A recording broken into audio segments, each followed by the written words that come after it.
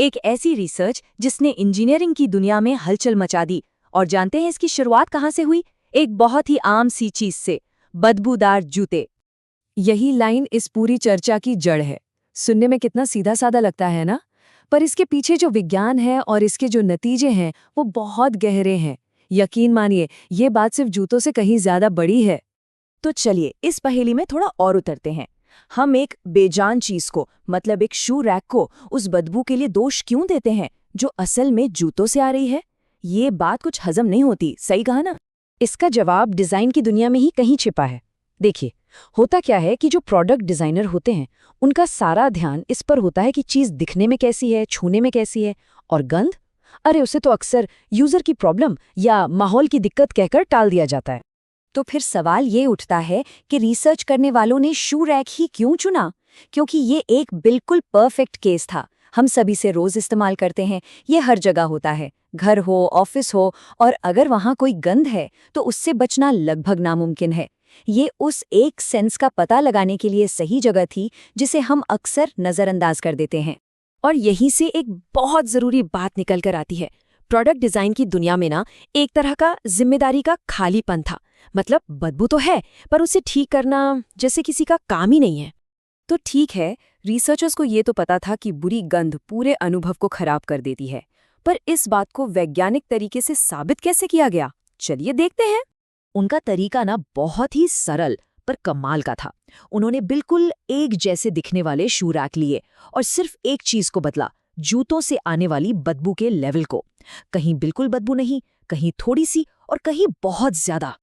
अब यहाँ आती है सबसे दिलचस्प बात। लोगों से सिर्फ बदबू के बारे में नहीं पूछा गया। नहीं, उनसे रैक की सफाई, उसे इस्तेमाल करने में आसानी, और यहाँ तक कि उस पूरी जगह के माहौल के बारे में भी पूछा गया। ये एक पूरे अनुभव का टेस्ट था। और जो नतीजे आए वो सच में चौंकाने वाले थे। जैसे जैसे बदबू का लेवल बढ़ता गया, प्रोडक्ट की रेटिंग उतनी ही तेजी से नीचे गिरती गई। और ये कोई मामूली गिरावट नहीं थी, ये एकदम से एक बड़ा ड्रॉप था। और ये है इस स्टडी की सबसे बड़ी खोज। लोगों ने ये नहीं कहा कि अरे जूते बदबूदार हैं, उन्होंने कहा ये रैक ही खराब है, इसका डिजाइन घटिया है, या ये बहुत सस्ता लग रहा है। मतलब सारा का सारा दोष गलत जगह पर डाल दिया गया। तो एक्सपेरिमेंट ने ये तो साफ कर दिया कि क्या हुआ, लेकिन अब सवाल ये है कि ऐसा क्यों हुआ? आखिर हमारा दिमाग इस तरह की अजीब अतार्किक प्रतिक्रिया देता ही क्यों है? इसका जवाब हमारे दिमाग के अंदर ही है, एक हिस्से में जिसे लिम्बिक सिस्टम कहते हैं। ये दिमाग का, समझिए, एक बहुत पुराना और भावनात्मक हिस्सा है, और हमारी सूंघने की शक्ति ना इससे सीधे सीधे जुड़ी हुई है। ये तर्क से पहले भावनाओं से काम करता है। इसको ऐसे समझते हैं, हमारे दिमाग में मान लीजिए दो रास्ते हैं। एक है तेज रास्ता जो एकदम इमोशनल है, जो बदबू आते ही एक्टिव हो जाता है और तुरंत फैसला सुना देता है, अरे ये तो बुरा है। और दूसरा है धीमा रास्ता, जो आराम से, तर्क से चीजों का विश्लेषण करता है। और असल खेल यहीं पर है। वो जो भावनात्मक फैसला है ना, वो हमारे तार्किक दिमाग के मैदान में उतरने से पहले ही हो जाता है।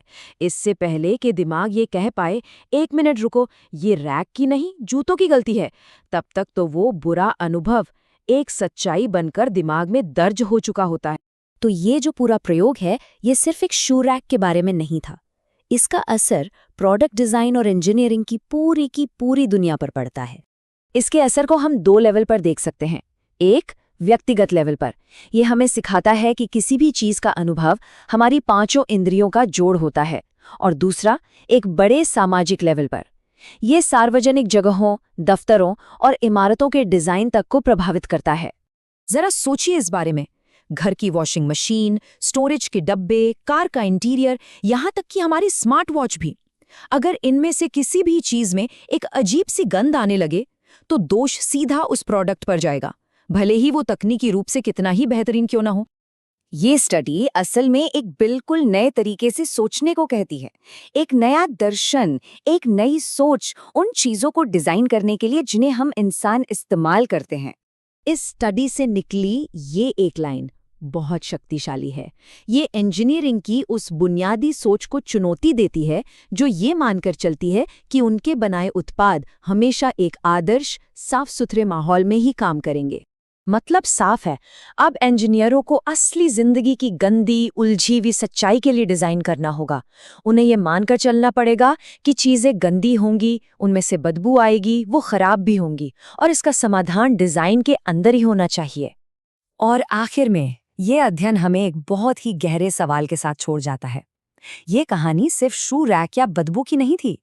ये इस बारे में थी कि हमारी तकनीक और हमारा डिजाइन इंसानी जिंदगी की असली, उलझी हुई और कभी-कभी नापसंद आने वाली सच्चाइयों को कितना अपनाने के लिए तैयार है। ये एक ऐसा सवाल है जिस पर सोचना बहुत जरूरी है।